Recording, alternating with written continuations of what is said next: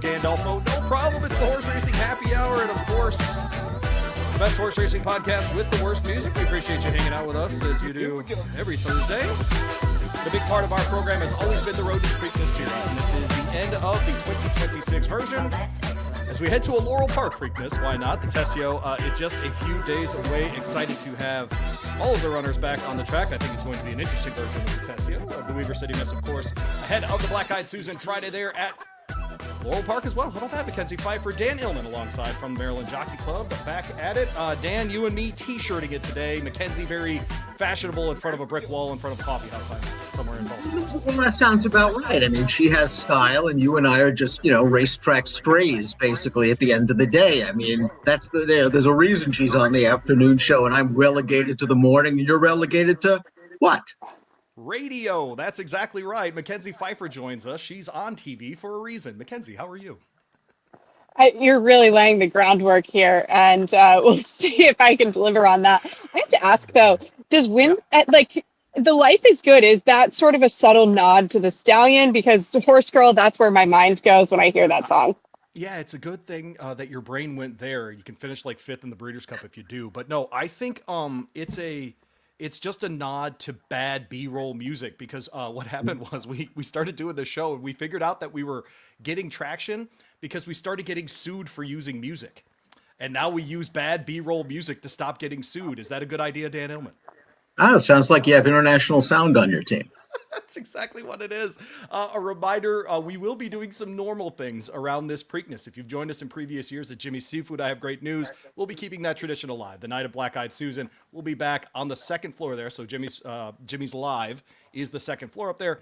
Carl's the nice manager up there. He'll make sure that we're all taken care of. But come find us in the back room there, just past the bar. Would love to see you there. And I'll be back on WBAL Radio this year with our friend, mutual friend of the show, of course, Scott Wyckoff will do a preview on Preakness afternoon from there at Laurel Park. Scott assured me that it'll be a bleep show, but hey, it'll be our bleep show. You're darn right. That's exactly what it'll be. All right. Well, we're here to talk about Tesio Day. And Dan, I'll go ahead. You're a man who's covered a lot of Tesios. Do you have a favorite Tesio? No. I don't have a favorite Tesio, to be perfectly honest with you. Every Tesio is a favorite Tesio because it's a great betting opportunity every single year. I think this is an interesting betting race. I know a lot of folks want to hand this one over to Taj Mahal. He looks like the horse to beat on paper. I don't think the horse is a cinch at all. The Tesio is fun simply because it's a win and you're in for the Preakness. As we saw last year, Pay Billy won the Tesio. He went on in the Preakness, and it was very nice to give some of our local horsemen their flowers on a national stage. And I think that's what the Tesio is about right now. There are some great opportunities for Gary Capuano, Brittany Russell, Tim Keefe, John Salzman Jr., local trainers with local jockeys. We'd love to see them in the Preakness. It adds a little spice, especially here in Maryland. It's interesting, too, Mackenzie, something that we haven't gotten to handicap before is a Tesio winner staying at Laurel for the Preakness. Does that change how you think you'll approach the Preakness as with the Tesio winner? We haven't seen one of those go back-to-back in the Tesio and the Preakness, of course, since deputed testimony in the 80s. I have to agree.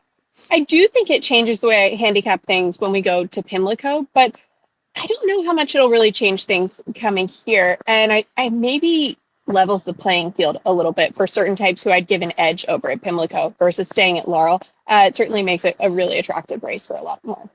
It should be a lot of fun once we get there. Limited crowd, but of course we'll have all the coverage for you if you're not able to make it on Preakness Day. But of course we got to start with Tesio Day, or Preakness Preview Day as they call it in Maryland. Can't just call anything what it is. You got to come up with a new name. That's how Maryland operates. And so I'm half waiting for them to call the Pick 6 the Pick 7. It's not what it is. We just called it something else. Just kind of waiting on that. But we'll get to race 7. Does start the Pick 6. I promise it's 6. 20-cent minimum on that. The Chesapeake Pick 6 there at Laurel. A mile on the turf course. It is a 1-mile turf course, so we will start and finish at the same spot. The Dahlia is race 7. This is for fillies and mares 3 and up. We'll do the male side of things in race 9. But I put down, man, this is an interesting one, Dan, because our favorites in here tend to be coming off of longer layoffs, and then we've got some horses that are in form here. Which way do you think you'll be leaning on Saturday? I won't mind the layoff horses too much, especially if the layoff horse is trained by Graham Motion, who historically has them ready and able to go off of long layoffs. Rebalta Guy is a very intriguing mare for me. I talked to Graham earlier this week, and he said she did have some nagging issues since the last start. That Violet Stakes in Monmouth she ran really well. She wound up on the lead, and it took a pretty nice horse from the Chad Brown barn to beat her in the final furlong. What was interesting when I talked to Graham was he said the reason they brought her over here from Europe was to try to find her cover and get her to maybe make one run. And going back in her PPs in France, you could see she was very keen and on the lead in most of her races, but actually went all the way back and watched her career debut, and she sat off the pace that day and stormed on home. So something tells me, even though there's a lot of speed in this race, the 5 Summer and Tahoe might be the fastest of all of them. I think Jorge Ruiz is going to maybe take a hold of Rebel Tagaya, try to get this horse into the pocket and behind the leaders. I'm using her, and I'm using Curlin's Angel, a horse that really impressed me in her career debut at Saratoga last year for an extremely capable trainer, Jorge Abreu. If this pace does materialize, I think Curlin's Angel will kick on late. How about for you, Mackenzie? I have to agree. I do think that the 4, and to be honest, I'm a fan of a horse who comes over from overseas, gets 1 or 2 races underneath of him, and so I look at her. But I actually look towards the outside and take another one who has now had a race under her belt and offers a little bit more value. That's Mara's Love for Michelle Nihai. Ran some pretty good races overseas and a little bit more of a sprinter lean, but I think the middle distance suits quite well. If you're able to forgive for just that first start off the bench in the States, she's one who I want to use in here. 10-1 morning line, very fair price. Nihai is one who certainly can send them out and have them really ready on the day. So not really scared of the layoff. This one comes in, having a race in February. And so that's where I think a similar setup, a few more questions to answer. You get it with the price though. No, it's an interesting one for sure. In the mile setup there, Mackenzie, do horses near the outside there, so 7 or 8 posts, are they going to have enough time to get into the mix of the race by the first turn?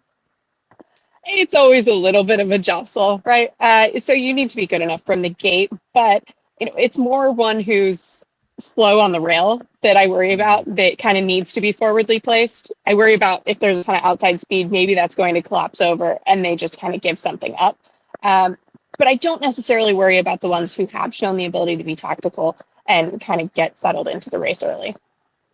I agree with Mackenzie. I don't really think there's a bias going a mile on the turf, Louis. I think if you study the post position statistics here at Laurel, I think if you have positional speed, you can get a good spot. You may proceed. I'm very sorry about that, but I appreciate the if Louis would study things. Angle from Dan Illman there. He's with the Maryland Jockey Club, as is Mackenzie Pfeiffer joining me. Laurel Park this weekend for Tesio Day on Saturday, or the Preakness Preview Day if you're one of the cool kids in marketing. Pick 5 at Laurel starts. Wait a minute. Who did you like in this race? You're not going to do any work? I don't actually have to do work anymore. It's kind of a beautiful thing about my life. No, actually, I asked Anymore. about that because getting to sit chair 1 on this thing is really delightful, frankly. Now, I'm actually, I'm going to lean on Jorge Abreu's horse in here, Curlin's Angel, the 6 horse. Okay. So, there you go. Yeah. Race 8, though, does start the late pick 5 there at Laurel Park. It starts with the King Leatherberry and a 12% takeout on the pick 5. Should be a nice pool, given the fact that it is Tesio Day out there on Saturday. Cannot suggest enough getting in on this kind of pool. $100,000 on the line, 3 and up, sprinting, 5.5 on the turf course. And Dan, I was going to ask you, obviously, we just lost King a couple, recently. Was this named the Leatherberry before? I cannot remember at this point. That's an excellent question. It's been named the Leatherberry for as long as I know, but it's obviously not the name Leatherberry forever. Sure, yeah, right. Yeah, but it's been for a minute, right? Okay, that's what I thought. I thought Look, I wanted to bring that up because I one of the things I don't like in sports is when we wait for people not to be around anymore to name things after them. So it's good that this race has been the Leatherberry, at least for a little while. Mackenzie, who'd you lay it on here at the start of the pick 5? Oh, this is a pretty fun race for me, actually. Keeping with the sentiment, I go with the local horse. Had to have him. I do think that there are some question marks, but with this horse coming back last year as a gelding, we saw a completely different horse. He had shown the ability, but the way he really stepped up throughout the season, I don't think he's going to be overbet as the favorite. It's a very tough group. It's the toughest question he's been asked. But if you go back and look at the Van Cleef at Colonial last summer, he ran a huge race against Whitty. And I do think that the way he followed that up, we could see him picking up. A little bit of a question, is he fit first off of the bench? It's a really tough group to run into. But if he's able to run his race, I do think that the 4 post, he has a huge advantage with his trip there. How about you, Dan? Mackenzie makes a really good point about had to have him. I talked to John Salzman earlier this week, and he said had to have him, had a few little issues, since his last start that he had to address. He said had to have him his training. as well as he's ever seen this horse train. So I'd have to use him, especially considering the plethora of speed horses in this race. I mean, you have a horse like Doncho. Isn't he the world record holder at 5.5 furlongs on turf? Didn't he break that record at Ellis Park last year or something like that? You've got a horse like Jean Valjean, who's going to be fresh and keyed up and ready to go with good early speed. Then you have a horse like Schwarzmeyer. I have no idea how good Schwarzmeyer is, but I know Schwarzmeyer is very fast. He reeled off something like a 21-1 opening quarter last time out at the fairgrounds. It was like breaking sticks, and he just sauntered on home. He's dealing with a class test. He's dealing with a pace test. But I want to use this horse. I wonder if he's just kind of the now horse. And I also want to use a horse like Determined Kingdom, who might kind of be prepping for his usual big year at Colonial Downs. Mike Trombetta kind of likes to use these races as preps for Colonial, but I just think he's going to get the right setup. Don't you want a horse coming from at least a little bit off the pace, unless Schwarzmeyer just runs them off their feet? I got a couple in here that I'm actually very interested in your opinions. I think Schwarzmeyer is a very fascinating horse. Another one here, Dan, that you and I have been talking about for as long as I've known you is Prince of Jericho, moving over to the grass for this one. Do you like to move to the grass for him? Because I'll be honest, this is a horse, he's going to hit the board for as long as they put him in dirt races, right? He's going to pick up a decent check in all those races. Is this an attempt just to see if there's another gear for him? I think so. He's been trying so hard in his recent races, and if ever a horse deserves a win, it's he, because he's lost his last 4 starts or something by a combined, half a length at the most? He's always right there, but these horses are usually not the kind of plays for me, and I'm interested in Mackenzie's thoughts. Prince of Jericho is one of my favorite sprinters on the circuit, but going 5.5 against true turf horses in his turf debut, knowing he's going to take some money because of the Brittany factor, I just gotta fade him. I certainly can back up Dan's sentiment here with Prince of Jericho, and also the fact that he really does like him. I mean, I watched him fall in love feeding him peppermints last winter in the barn, and he had Dan trained every time he came around the shed row. He gave him the eye. Oh, super smart horse. So that being said, no doubt about it. And what I do think is interesting, this horse was meant to debut on the turf. So you take that, it was an off-the-turf event. Okay, he ran a very good third in maiden special weight company at Laurel, but he was meant to go 5.5 on the turf. The pedigree isn't anything that says it has to go one way or the other. He's run very well. Now he draws inside, he's tactical enough. I don't think it's out of the question. I just think you need to demand something like 10-1 on him in this group, because he's not going to be the speed from the inside here. There are horses that can open up in 21 and change, and that's not his trip. But if he saves ground inside, finds a way to just sneak through, he certainly could show up there at the end. 24 career races, 21 times in the trifecta, only 3 times being third for Prince of Jericho in his career. As Dan said, just a really competitive horse, gives an honest effort every single time he's there. That was the King Leatherberry in a race 8. Should you get bounced out of that one, which is probably going to happen to a fair number of you, we'll move on to race 9, the late pick 4 here. And it is the Weber City Miss. This is a 100.5 on the line for 3-year-old fillies. Winner of this one gets a spot in the Black-Eyed Susan. That is on Friday before the Preakness. That is the Kentucky Oaks, or the Acorn of the Maryland circuit. We're going a mile and a 16th, so this race will start just past the finish line there at Laurel. You're essentially right at the turn there to get going. And this is a race every year that we look forward to, Dan, in this one. Who you got in the Weber City Miss? I have had a whale of a time trying to decipher this race. All I know is there is a great story, and the horse I'm rooting for is Miss Fulton Gal. Jockey Vince Bracciali passed away earlier this year. He actually rode Weber City Miss. His widow and his 5 daughters own Miss Fulton Gal. Miss Fulton Gal was the last horse that Vince Jumbo Bracciali picked out at auction. I'd like to see this horse run very well for Mikey Gorham and Raul Mena, who, of course, had the big year last year with Pay Billy. And I think this horse should get some pace to run at. She really hasn't run very fast yet. And last time out, she sort of just plucked victory from the jaws of defeat when another horse didn't stay.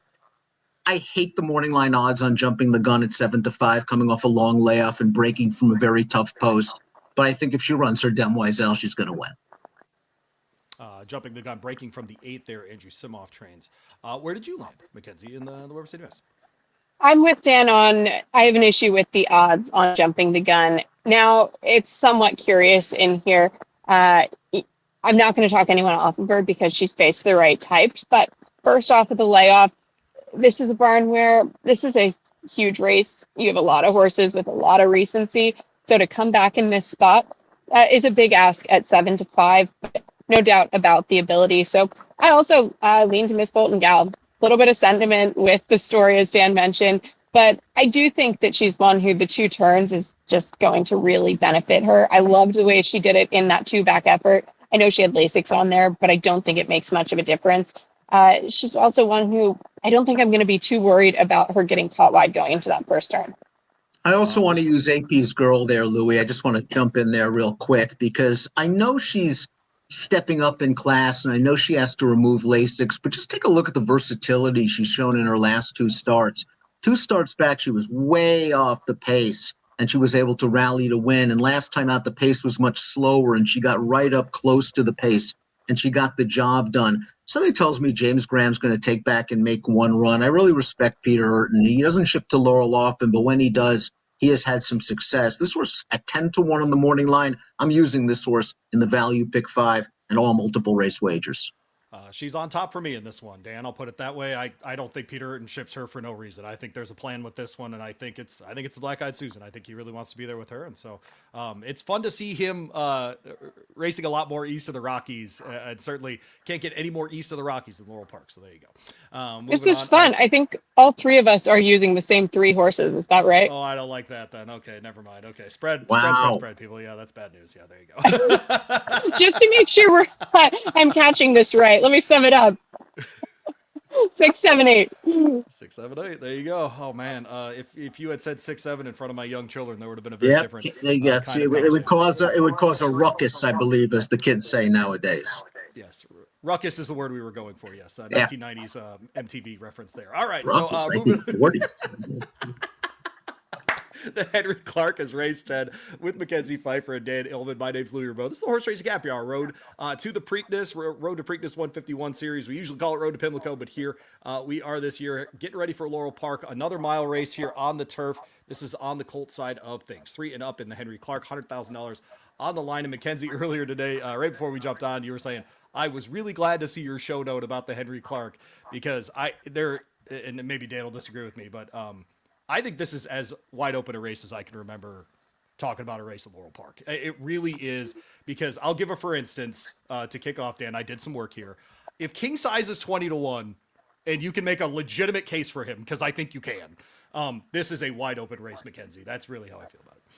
Well, and that's what I thought, because we always have the classic Grand Motion, long on the turf. The horse gets bet down. He wins at a short price. And okay, but on paper, before the entries came out and I was just looking at the nominations, these are all the horses who I thought we weren't going to get all of them, pick some of them, but I thought some fit very well. And to see all of them show up here makes it way more exciting from a handicapping perspective.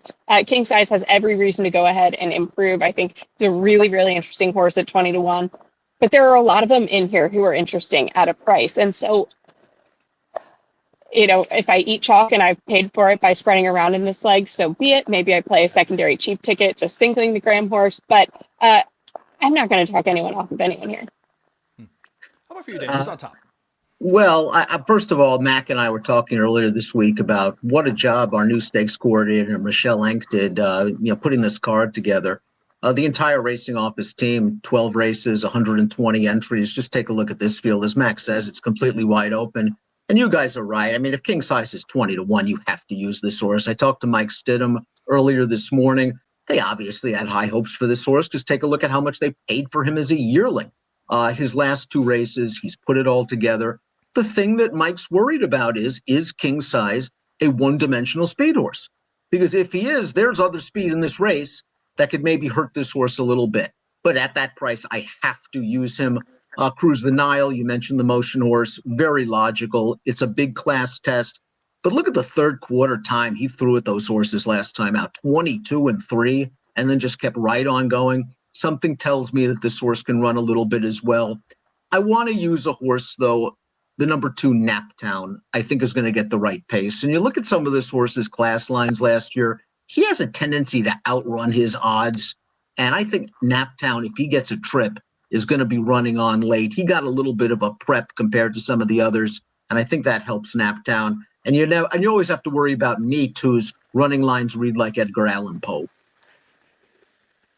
I will say this, Mackenzie, we have seen a lot, and I've been very happy to see it as a guy here in Kentucky, of Laurel horses coming up to try Turfway during the winter and then vice versa. And we got a fair number coming out of races at Laurel Park, or frankly off of the Tapeta at Gulfstream Park, trying this one as well. I mean, horsepower's in here coming out of a couple of second place finishes and $100,000 level handicap there at Gulfstream Park. We get like a Baby Max coming out of the Dust Commander and another high level sort of race. I mean, how do you look at these horses this early in the turf season at Laurel Park?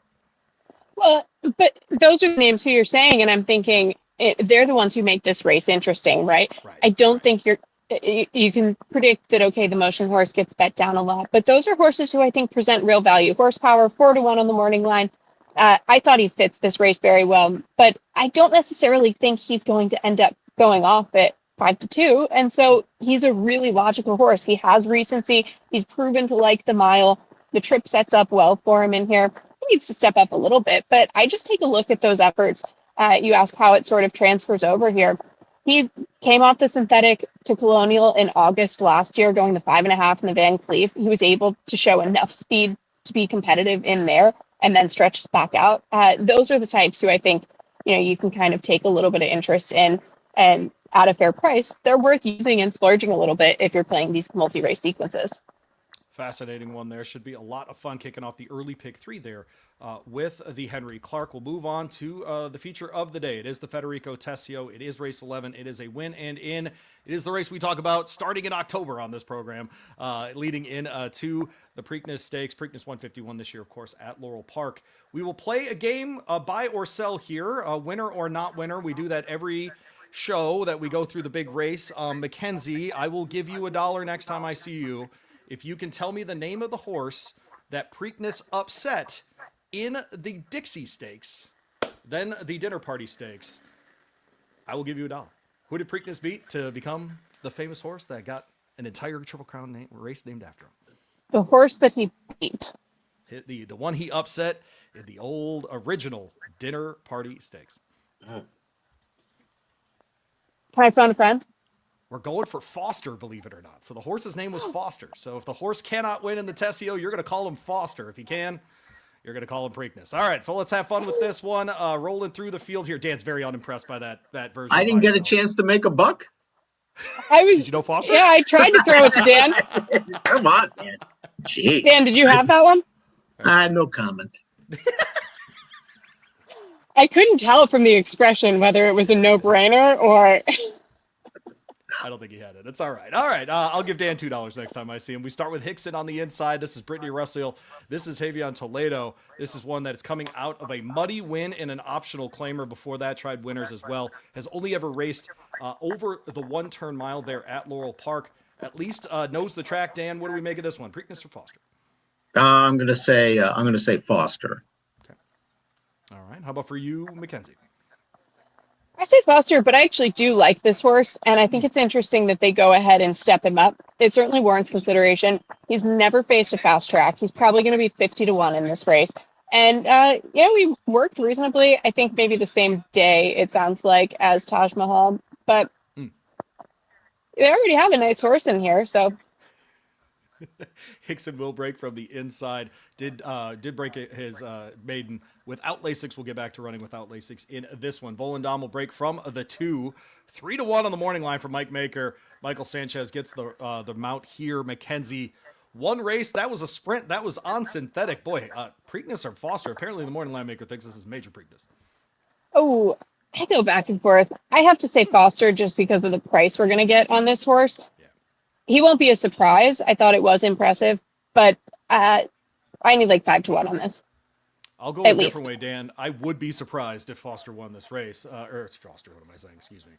Not Foster. If Volendam acted like Foster here, I would not be surprised. What do you make of that? I won't be surprised, actually, if Volendam wins this race because he is bred for dirt on the bottom, and Michael Maker knows a distance horse when he sees one, and this horse was bet like a good thing in his debut, and he overcame a little bit of trouble. But that being said, everything Mackenzie said is true.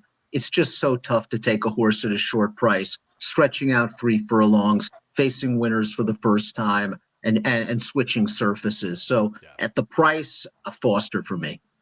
Foster there on both of the inside horses. We go to Chayton, who will break from the 3 Vincent Cheminot in town to ride for Billy Morey. This is one that's already won against winners, going a mile on the synthetic, Dan. That was under Walter Rodriguez. Has to drop the Lasix here, but did win without Lasix in December. Preakness or Foster here? Good price if you go Preakness.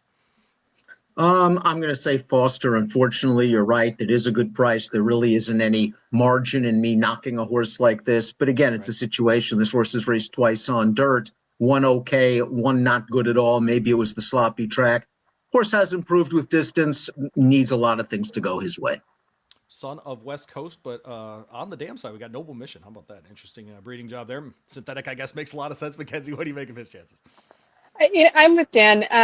It's hard for me to kind of get behind this one just because I think I need to see a little bit more from him. I will say, I'm willing to forgive that wet track effort. I just feel like this is a big gap that we need to close. 20-1 across the board if you really like him in the paddock. Wild Warrior will break from the 4. Mackenzie, this is the winner of the private terms last out. Yedzid Hazelwood, champion jockey there at Laurel, keeps the mount for Gary Capuano, who needs no introduction on this show and certainly not on this series of the show. What do we make of his chances? 6-1 in the morning. I'm watching Dan. Preakness. This was, this is another step up. He didn't run a flashy number last time out, but I thought it was still visually impressive. He overcame a ton of trouble. This is a horse who I loved going 2 turns in the 3 back. I liked him a little bit, but I didn't really want to bet him 2 back going the 7 furlongs. And I thought it was a sneaky, messy trip as well for him. So when things came together for him last time out, he's going to end up a fair price in here. If I can get him into the Preakness, I won't be complaining at 6-1. I can't Dan, 2 for 2 turns at Laurel Park. I can't knock Mac's opinion on this horse because she liked this horse last time. She said he was a 2-turn horse. Gary Capp said he was a 2-turn horse. They were both right. Maybe last time was the time to have Wild Warrior. I think he needs to improve a little bit. At 6-1, though, he's a Preakness. Anything less, he's a Foster. Okay, I think that's fair. All right. Where do you think he goes off? I'll go 9-2, Dan, final number. I think that sounds perfectly reasonable. Okay. All right. Let's go. Lando will break from the 5 here. Paco Lopez, you'll hear his name quite a bit at Laurel Park on Saturday, is in to ride. This was the 2nd place finisher, Dan, in the private terms last out. What do you make of his chances here? So I think Let's Go Lando's an honest horse. I think he had a little bit of trouble down on the inside last time. I don't think he was very comfortable. But I have to be honest with you. I'm worried about 1 1/8 miles with this horse. And I know he does have that pedigree, but I kind of think he might be at his best going a mile. He's really honest. He did have those 2 big figures, but interesting, both of those big figures came on a wet track. Maybe he needs a wet track to run his best race. I'm saying it a lot. Foster. Another Foster. Negative Dan Illman with us today. Positive Mackenzie Pfeiffer, go. All right. Look, I go with the other Gary Capuano runner who's finished ahead of him twice now, and 2 for 2 kind of seals the deal. I don't know. 3rd time's the charm. One might argue against me, but I do agree with Dan in that the wet track really stands out to me, and the 1 1/8 is a little bit long. You might be trying to forgive that last outing a little too much, and I just think he shows more when he gets a different configuration. Let's go Lando, 2nd place finisher in the Miracle Wood right behind Taj Mahal, who then, of course, tried the New York route to the Kentucky Derby. Breaking from the 6 will be the Triple Crown nominated Close the Gate. This is the aforementioned Salzman Barn here, last seen at Colonial in an optional claimer, but before that was 3rd place in the Miracle Wood right here at Laurel Park. Mackenzie, Preakness or Foster for him? Oh, I really want to say Preakness because I really like this horse, but I don't think I can say it today. I will be cheering for him. I just kind of want him to get a little bit more experience going the distance, but he has every reason to keep improving. 10-1, a great price. I agree with you. I think the price is the key compared to some of the others like here. Let's Go Lando, Wild Warrior. These are horses that could easily be Preakness if the price is right. Close the Gates Preakness for me because I think the price is right, but I'm terrified of the distance. And when I talked to John, he said they're taking a shot here. They are very concerned about 1 1/8 miles. They think a mile might be his best race. But I thought he ran well in the Miracle Wood, considering he only had a couple of races. He just wasn't as good as Taj Mahal and Let's Go Lando that day. I like his tactical speed a lot. I'd say Preakness at the price. Close the Gate, a son of Engage, of course, a son of Into Mischief. Classic Nofty will break from the 7. Dan, a son of Classic Empire, is a third-time starter. Did break his maiden at Presque Isle on the synthetic there. Tried the dirt last time at Colonial in their March series. What do you make of Classic Nofty here? It ran okay last time out, considering it was his first start off of a lengthy layoff. He had to deal with the wet track, and he had to go a mile off that layoff. That being said, he was behind Close the Gate. He's dealing with some very tough horses. I would like to watch this horse into the summer and fall. I think Phil Schoenfeld does good work with his horses. I think now might be a little bit too much too soon. I'll say Foster. Foster at this point for Dan. How about for you, Mackenzie? I also say Foster, but I want to add to it in that I do like this horse a lot, and I definitely would be excited to see him if we get him over to the turf. He has a pretty good pedigree, and the distance should probably be his friend. Classic Nofty again breaking from the 7, a son of Classic Empire. Higher Sense to his outside. Son, of course, of Higher Power, a New Jersey bred. How about that, hanging out with us in this one? Mackenzie, 30-1 here.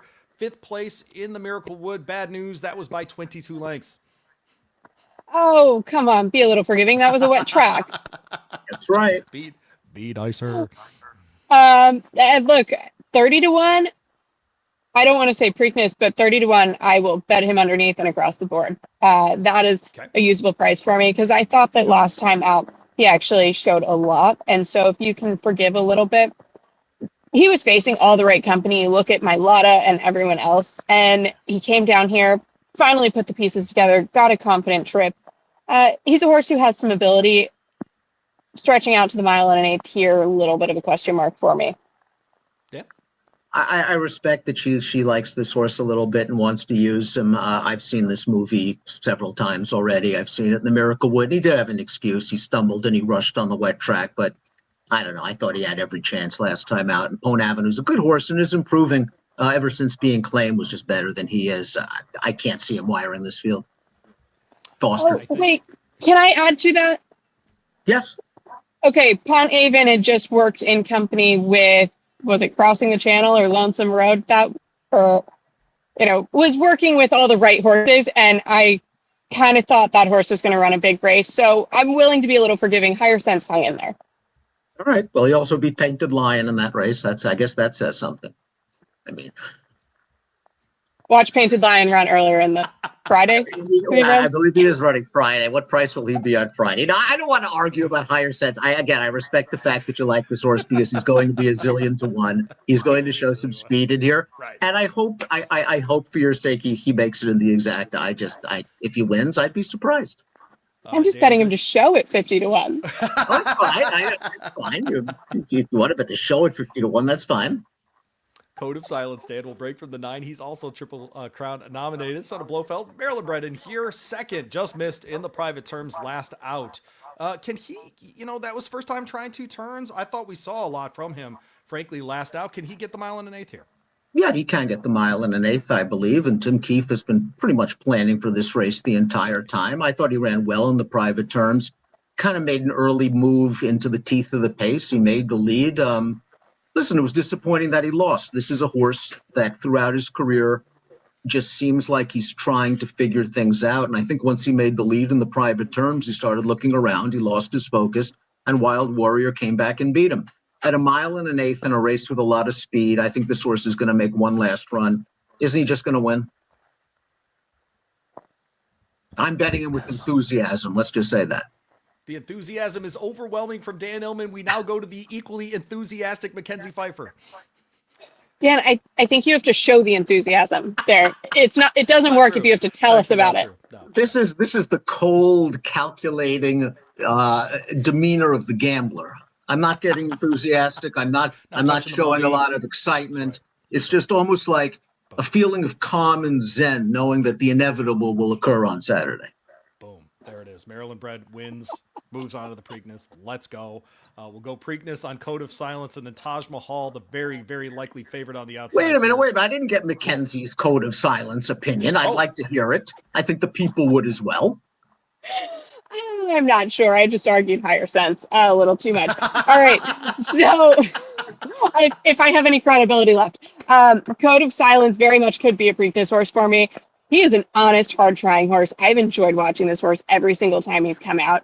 And you really have to respect the fact that in 8 lifetime starts, he's found his way into the top 3 in 7 of those. Yep. Maybe you just go ahead and draw a line through that other one because he had no trip from the get-go in the Maryland Nursery. Very, very likable horse, and he's begging for a 1.125 miles. I think he'll run all day.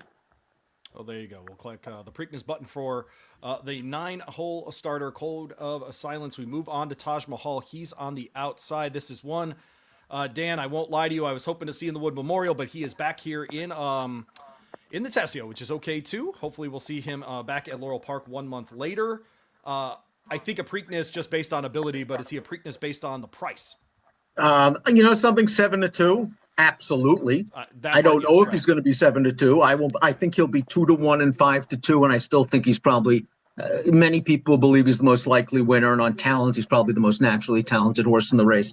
I would say Preakness. Before his debut, he was working with Prince of Jericho. Brittany knew she had a good horse here. The debut, very visually impressive. And the Miracle Wood, stretching out, dealing with a wet track, facing winners for the first time. How game was he? Let's Go Lando looked like he collared him in the stretch, and Taj Mahal just said, no, you don't. This is a very good horse. Taj Mahal here, Mackenzie. I have to agree with Dan, although I'm curious he thinks we'll get 2-1 or 5-2 on him because I just don't really know if I see that coming up for us. That would be a huge gift. And 6-5, man? What's that? I don't want to make fun of our line maker. 6-5? No, I'm not making fun. I mean, I'm just saying, I think he's one who's going to get bet down, and he certainly deserves it.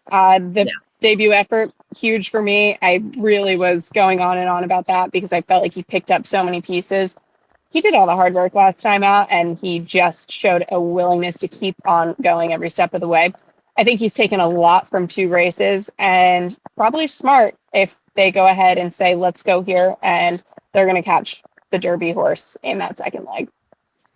Taj Mahal breaking from the outside, a son of Nyquist, quality road on the dam side. All of the things say that this horse should be just fine on Saturday there amongst the Laurel Park Company in the Tesio. Closer on the card is a 30 claimer on the turf. Gotta love a full field of 10. As Dan pointed out, we're averaging 10 or more in every single race on Saturday there at Laurel Park. 30 claimer, 35 in the kitty, fillies and mares 3 and up, non-2 lifers in this one. Mackenzie, we'll go to you first. Is there a standout in this field? I don't know if there's a huge standout, but chit chat, something we all like to do about horses. That's a horse who broker maiden and made special weight company 2 back. I'm willing to just go ahead and draw a line through that last outing, and I do think that she's improved. If she can run that race in here, makes a lot of sense to me. She's overcome some trouble and proven to be able to do that. 5-1, fair. Not sure if we get that, but she seems logical. Chit chat. Daughter of Twirling Candy did win in the championship meet down at Gulfstream Park. To break her maiden, tried the synthetic last time, 1-for-1 on turf. Dan, who's on top for you in the closer?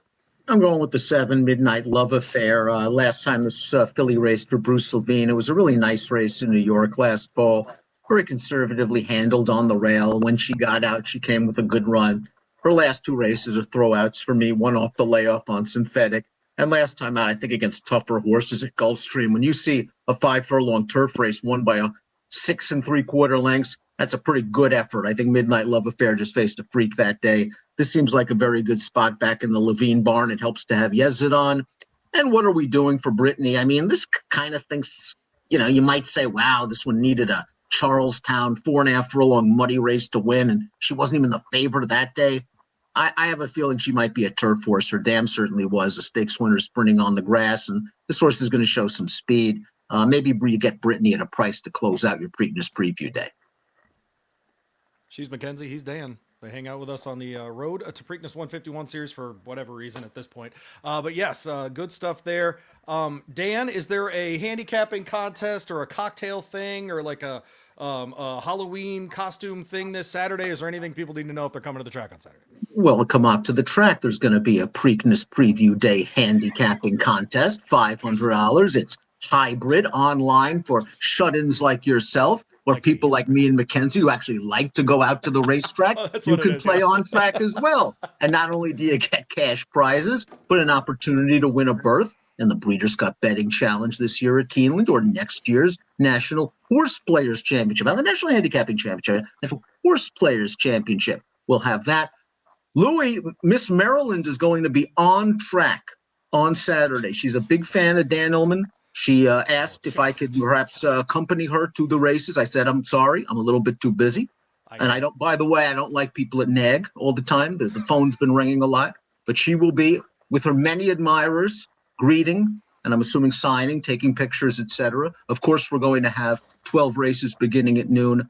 2 value pick 5 wagers, low 12% takeout rate, maximize your earnings potential. We've got this thing called the Laurel Park Handicapping Guide on site. Mac does a great job. The entire TMJC handicapping team does a great job. The price is right. It's free, laurelpark.com/picks.